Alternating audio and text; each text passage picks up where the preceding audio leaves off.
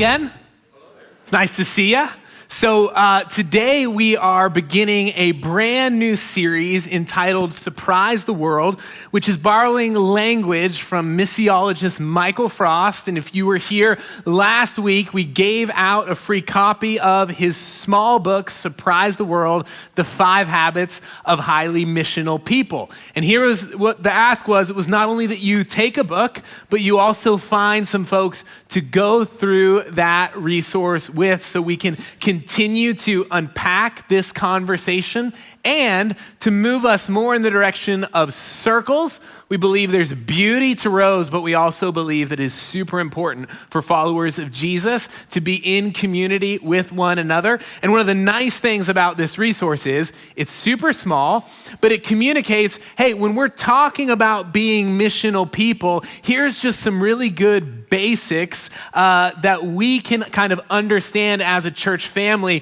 when we use our missional language, such as live, work, and play, every man, woman, and child. When we would say, go be the church, like these are kinds of things that we mean. And so I encourage you, if you weren't here last week, pick up a book, find some folks to go through it with. Maybe you've been here and there's another couple that you've wanted to get to know. This is a great time.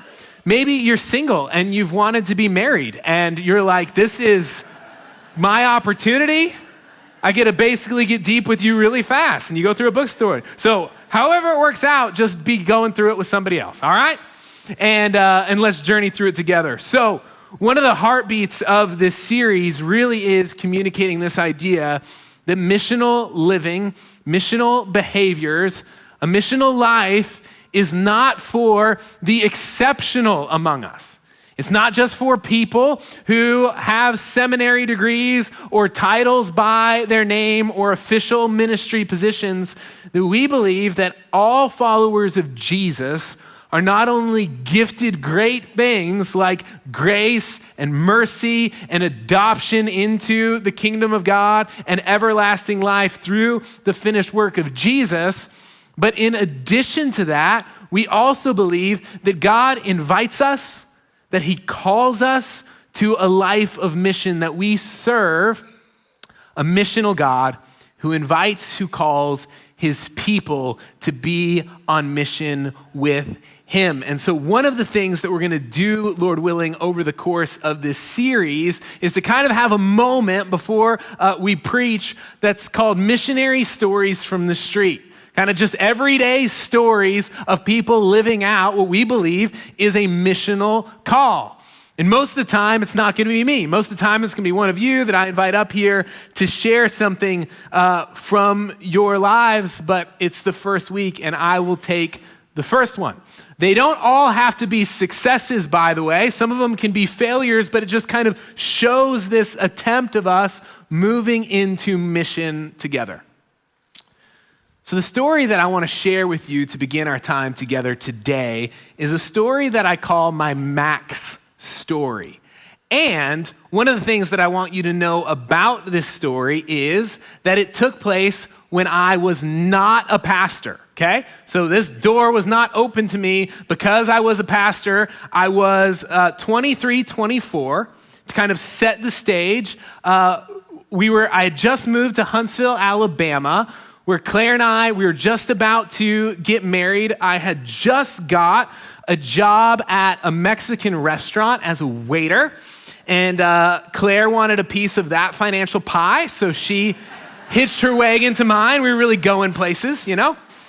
And so I was a waiter at a Mexican restaurant, and Claire was working for a nonprofit, and we were living in an apartment complex just outside of Huntsville, Alabama.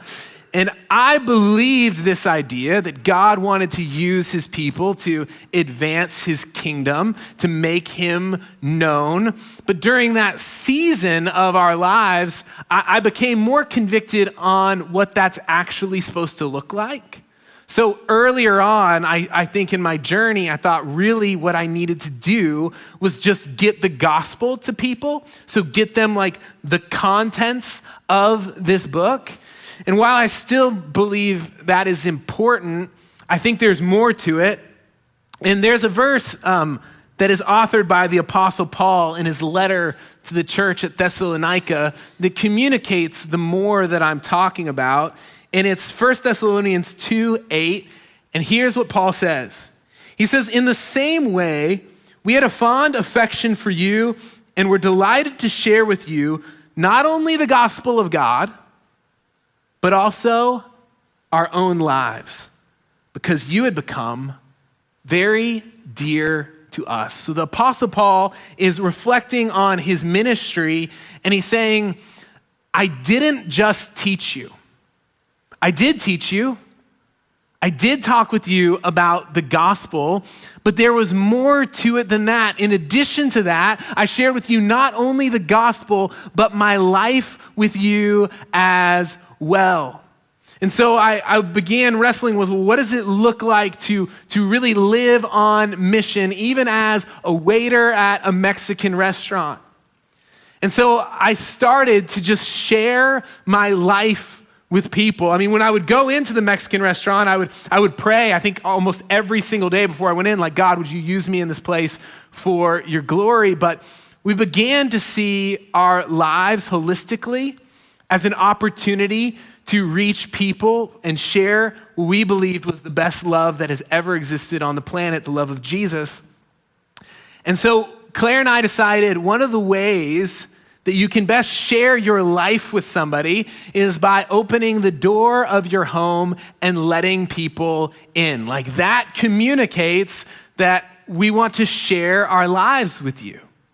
And so in our apartment complex, we just started having people over to dinner frequently. They might be neighbors or coworkers. And one of the people that just became a staple in our life during this season was a guy named Max.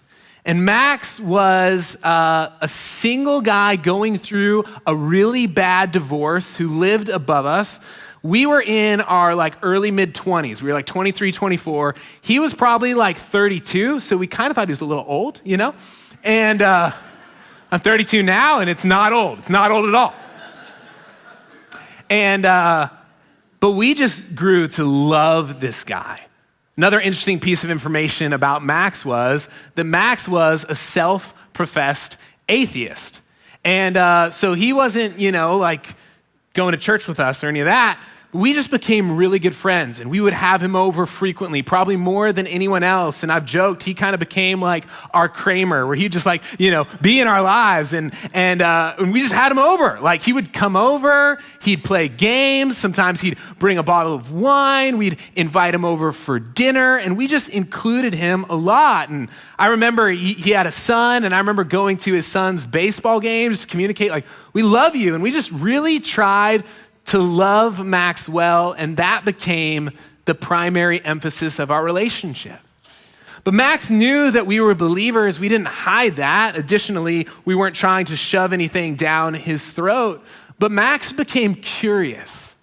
And I remember one day, he lived in the apartment above us, and I remember standing below, in our grass, and him asking me if we could have a faith conversation. Where he's like, hey, I have questions, and it's been a while now, so I don't remember the exact words that were exchanged, but what I remember is this idea of he wanted to have a conversation about faith with me in which he could ask some questions. And this was a self-professed atheist, and of course I was enthusiastic about that. And then we decided we were gonna just start up a Bible study in our apartment complex. And so we just welcomed people into our home. It was like a convergence of people that I invited from my work at the Mexican restaurant, people in our neighborhood, and people from church. And so it was this kind of convergence of our worlds coming together to study the Gospel of John. And Max showed up a couple times, the atheist showing up to the Bible study.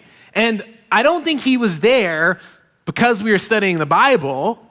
I think he was there because he felt loved by me, knew and trusted me, and was actually curious what I was gonna say, and also wanted to be in our home. And so in that season, honestly though, most of the time, we were not talking faith. We were just hanging out. We were available. We loved Max, and I think we loved him well. So we never really, we would have like sort of spiritual conversation, but we never had the spiritual conversation. You know what I mean? And after Chloe was born, our first daughter, and Max came out to the hospital, and his son, Max Jr., we have this cute picture of his little boy holding Chloe right after she was born. But not long after Chloe was born, I was extended the invitation to come serve as a student pastor in Jacksonville, Florida, student and young adult pastor at a church in Jacksonville. And so we were about to relocate our family to Florida, and Max had asked about, this spiritual conversation, and he had been in the room and we'd sort of had stuff, but we really hadn't had the conversation. So I asked Max, said, "Hey Max, can we still have that conversation? You still up for that?" He goes, "I am." So we went out to this restaurant bar thing in Huntsville area, and for probably over an hour, Max, my self-professed atheist friend, and I had a conversation about Jesus. And it was the most thorough gospel conversation that I remember having with an individual in my entire life. And he was game for it. And here's how I opened that conversation. I said, "Max, you're my friend. And because you're my friend, there's some stuff that I feel like I need to share with you. But if you think that everything I'm about to tell you is utter nonsense, I want you to know that you and we're still good. We're still friends. I feel like I need to share this with you though, because you're my friend." And the conversation didn't really feel forced. It felt beautiful and natural because of the relationship that Max and I had. And for probably over an hour, we had conversations about faith. And I started in Genesis with God creating the world. And I went through the fall, and I make my way to Jesus, and we just go through it. I think there was a little bit of dialogue back and forth. It was just this beautiful, remarkable conversation of faith with someone who did not believe, but who was very willing to hear what I had to say. So the conversation ends, and Max does not give his life to Jesus, and I didn't push him to in that moment, but it just felt like this really beautiful period of time. So then we moved to Jacksonville, Florida, and we moved to like a little bit of a sketchy area, but even still, Max would bring out his family and come visit and come stay at our condo that we were renting in Jacksonville. And I think at that time, faith came up again. We're good friends. We talk about a variety of things, but faith was one of them. And I think it came up, and I think he said, "I'm getting closer. I'm not there yet." And then life would continue to progress, and I got this job at this church called Edgewater Alliance. You might have heard of it. And so I'm here, and it's a weekday. I think I was upstairs in this building, so you all weren't here. It was like a Wednesday or something. And I get a text from Max. And the text from Max includes his baptism video. Yeah.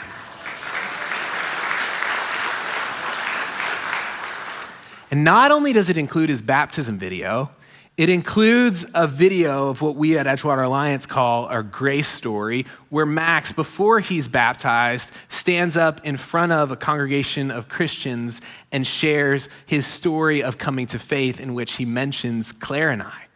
We're not the only people that were part of the story. There's other people part of the story, but we got to participate in that. And then I don't know if you guys know this, but occasionally we have hurricanes here. And there was a hurricane, and we decided not to stick around for it. So we went to Huntsville, Alabama, and I got to go to church with Max. And guess who served me communion? Max did. Yeah. So Max had become part of a local church, growing in his faith, ended up marrying this wonderful Christian gal and adopting her kids. And it was seriously just one of the most profoundly beautiful things in my life. There's more to the story that I'll probably share on the last Sunday of this series. But for now, It's seriously, as I think through ministry moments or things in my life, it's probably my favorite. And I wasn't a pastor. And so here's one of the things that I want you to hear loud and clear from the onset of our series, Surprise the World. That this kind of thing, we believe, is for everyone who professes the name of Jesus. That all followers of Jesus get to participate and be in the game. And there wasn't anything that was exceptionally difficult about how we invested in the life of Max. We really loved him. We opened up our home. We invited him in. We played board games. We went to his son's baseball game. We just spent a lot of time loving Max. And I think for him, that was strange. Because I don't know if you've noticed, but in the world today, there just doesn't seem to be a lot of people that are really interested in just genuinely, no strings attached, taking interest in and loving other people. But Christians get to do that. That's part of the biblical call on the lives of followers of Jesus. And what I would submit to you is this kind of kingdom life that isn't profoundly complex or confusing. It's actually really simple, but it is to be the norm, not the exception. That according to the scriptures, that we follow a missional God who invites his people to be on mission with him. And here's what I think, that a life connected to Jesus, marked by mission, is the kind of life that attracts attention as it shines brightly in a dark world. That it is the kind of life that seems peculiar to those who are looking in. It is a life that dances to the beat of a different DJ. It is a kind of life that people look at and wonder. It is a curious and questionable life.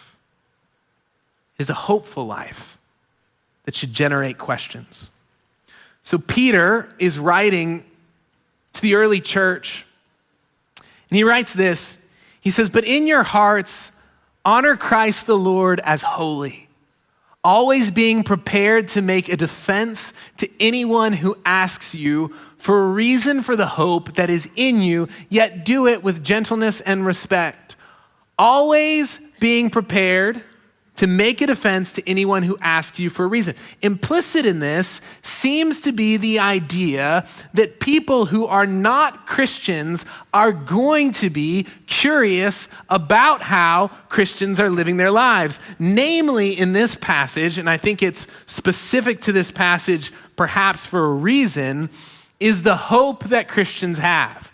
So to give you a little bit of context to the church that Peter is writing to, he's writing to the first century church that is experiencing persecution.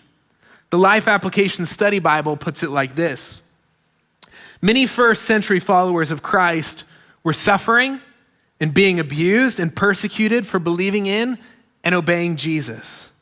Beginning in Jerusalem at the hands of their Jewish brothers, the persecution spread to the rest of the world, wherever Christians gathered. It climaxed when Rome determined to rid the empire of the quote unquote Christ ones, those who would not bow to Caesar. Peter knew persecution firsthand. Beaten and jailed, Peter had been threatened often. He had seen fellow Christians die and the church scattered, but he knew Christ. And nothing could shake his confidence in his risen Lord. So Peter wrote to the church scattered and suffering for the faith, giving comfort and hope and urging continued loyalty to Christ. So in that context, hope would be quite surprising. The people would look at the Christians who are experiencing persecution and they would wonder, how in the world are you still a hopeful people? And I think you could take hope out and you could swap in other characteristics of the Christian faith: love, faith, mercy, and all of these things are to make the world around us wonder. The idea is the followers of Jesus are to lead peculiar and questionable lives that garner attention and generate questions. So there was this sermon that I think is just phenomenal. It was called the Sermon on the Mount. Maybe some of you have heard of it. And in that sermon, Jesus says this. He says, "You are the light of the world.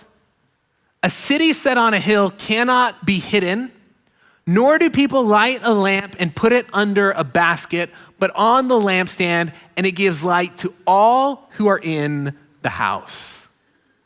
Your light, he's speaking to his followers, must shine before people in such a way that they may see your good works and glorify your Father who is in heaven. So Jesus is speaking to his people. He says, you want to know what you are? You're the light of the world. But then he tells them what they are to do with it. He says, your light must shine before people in such a way that they may see your good works and glorify your Father who is in heaven. Jesus is not merely instructing his people to go out and to just yell the gospel to others. He's telling them to embody it, to live it out. And in so doing, the life of a Christian will be attractive and appealing to an onlooking world. Paul would say something similar in his letter to the church at Philippi. He says, so that you will prove yourselves to be blameless and innocent, children of God, above reproach in the midst of a crooked and perverse generation, among whom you appear as lights in the world. So here's my argument. The life of a follower of Jesus should be such a good, beautiful, and hopeful life that it generates intrigue and paves the way for gospel proclamation. One more time. That the life of a follower of Jesus should be such a good, beautiful, and hopeful life that it generates intrigue and paves the way for gospel proclamation. That's saying it positively. Let me say it negatively. If people aren't curious about your life, it might be because you are not living a life worthy of curiosity. If people are not curious about your life, why you do what you do, why you say what you say, why you act how you act, maybe it's because you're not living a life worthy of curiosity. And if that is the case, and you are a follower of Jesus, I think there is something terribly wrong. We live in a cultural moment where it feels as though a lot of Christians are frustrated that broader culture is not all that interested in what we have to say. We think we have a lot of things to contribute to the social dialogue that's taking place, and I would agree with that, but there's sort of this frustration that it just feels like culture doesn't really care, that they're not that interested in what we have to say. And I think typically we think this is the culture's fault. We just kind of assume, man, this is a godless generation that isn't really that interested in truth, and they just don't care about what is good and what is right. But I think there is more to the story. I think that if most people who associate themselves with our movement are living lives that don't generate curiosity, is it any wonder why it seems broader culture is not interested in what we have to say? And I skipped a slide. This was supposed to come before. Here's the reality. I think the majority of people in the United States who claim the name of Jesus live rather unremarkable and uninspiring lives. So I grew up in church, as did a number of you, and I had the book. I got to read about what Christians were supposed to be like. And I would read the book, and I would go to my local church, and I would see the disconnect. Not with everyone. There were beautiful examples. I remember Kevin, who was this beautiful example of a whimsical life of following Jesus. And I loved Kevin. I was like, I want my life to look more like Kevin. There was a married couple named Lyle and Stacy who were just in for Jesus, and their life just showed. And so there were these examples of people. And I remember, just even as a high school student, it just felt like, why aren't we all like this? And maybe, I'm meeting different Christians than you. Maybe every Christian you meet, you're like, they're incredible. I want to be just like them in every way. But I think the unfortunate reality is that the majority of the people in the United States who profess the name of Jesus live rather unremarkable and uninspiring lives. And if you're with me on that, then it comes back to this slide. So if most of the people who associate themselves with our movement are living lives that don't generate curiosity, is it any wonder why it seems broader culture is not interested in what we have to say? I think so many Christians look at culture and they're like, I don't get it. Why is it so terrible? Why don't they want to listen to what we have to say? And I don't want it to be terrible, and I want them to listen to what we have to say. But to be honest with you, there's part of me that gets it. There's part of me that's looking at speaking generally, not to any local specific congregation, not specific to EAC. This is a general comment on the church in the West. I just think we're actually, generally speaking, we're not as interesting as we think we are.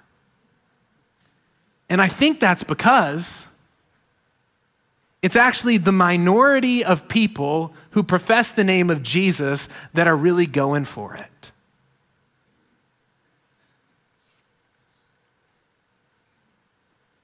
Maybe culture is not interested in what we have to say because our lives aren't very interesting. Now, that's not to say that our story isn't interesting. I think the meta-narrative that the scriptures present is the most compelling meta-narrative on the market. I don't think there's anything better. I don't think there's anyone better than Jesus. I don't think there's anything more compelling than Jesus, the meta-narrative that the scriptures provide. I think we have a lot of interesting stuff. I just think that all of this is profoundly interesting, but unfortunately, most of the people who associate themselves with our movement are not living very compelling lives. They're not living lives that make people ask the following questions. What do these people have that I do not?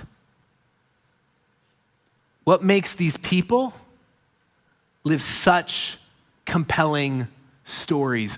Why are Christians so awesome? Because when you read the book, that is exactly what should be happening. That society should be looking on in bewilderment, like, what in the world?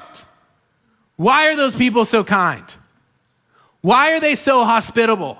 Why do they care so much about people who they've never met and people who could never pay them back or do anything for them? Why are they so gracious? Why is everyone else in the political space so obnoxious, but the Christians turn the other cheek and they're kind? They hold to their convictions. They're not wimps, but they're gracious, kind, whimsical, and lovely. You read the book, that's the picture we get from Jesus. You're the light of the world. Let your light so shine before men that they see see your good deeds and praise your Father in heaven. Paul would echo it. Peter would say, hey, your lives, hey, be ready to give an answer. Why would he say that? Because he thinks people are going to ask. He thinks that Christians are living lives worthy of questioning, that they are living questionable lives.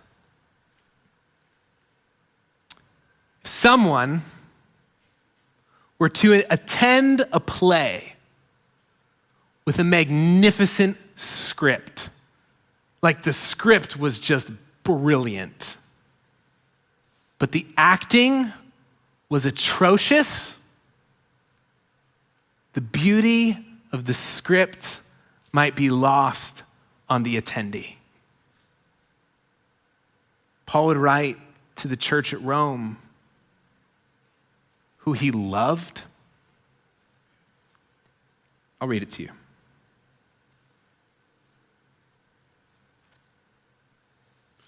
Romans chapter 2, verse 24. It's not on the screen. Added it this morning.